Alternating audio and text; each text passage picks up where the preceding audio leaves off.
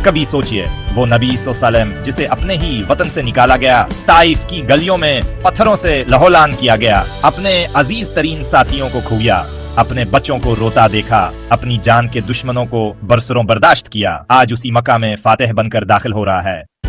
इंसान होता तो शायद इंतकाम की आग दिल में जलती, मगर ये तो रहमत लिल आलमीन सल्लम थे, जिनका दिल गस्से की जगह मोहब्बत, माफी और शफकत से भरा हुआ था। फतह मक्का का वो दिन तारीख का रोशन बाब है जब आप रसूल खाना काबा के करीब तशरीफ लाए। अहले मक्का खौफ में कांप रहे थे।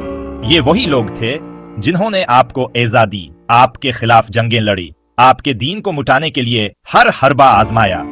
मगर आज सबके दिल में एक ही सवाल था, हमारा अंजाम क्या होगा। नबी अकरम सल्लल्लाहु अलैहि वसल्लम ने काबा के दरवाजे पर खड़े होकर फरमाया, ए कुरैश के लोगों, तुम्हें आज मेरे हाथ से क्या उम्मीद है? वो लरजते हुए बोले, हम आपसे खैर ही की उम्मीद रखते हैं, आप शरीफ भाई और शरीफ भाई के बेटे हैं। यहाँ वो लम्हा आया जब जमीन व आसमान गवाह बने कि क़यादत की असल शान क्या है। नबी करीम सल्लल्लाहु अलैहि वसल्लम ने ऐलान फरमाया, ला तथरीबा अलैकुमुल यौम इज़हबू फअंतुम अत्तुलका, आज तुम पर कोई इल्जाम नहीं, जाओ तुम सब आजाद हो। इंतकाम की कोई ख्वाहिश न थी, कोई जाती हिसाब न था, न खून बहा, न माल लूटा, न इज्जत पामाल हुई, बल्कि आम मुआफी का ऐलान कर दिया गया।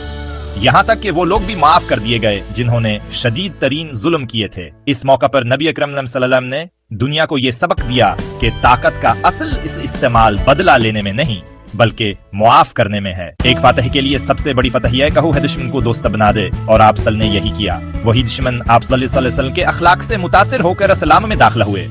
यह वाक़ा सिर्फ एक तारीख नहीं बल्कि अखलाक, अदल, हिल्मा व रहमत की याला तरीन मिसाल थी।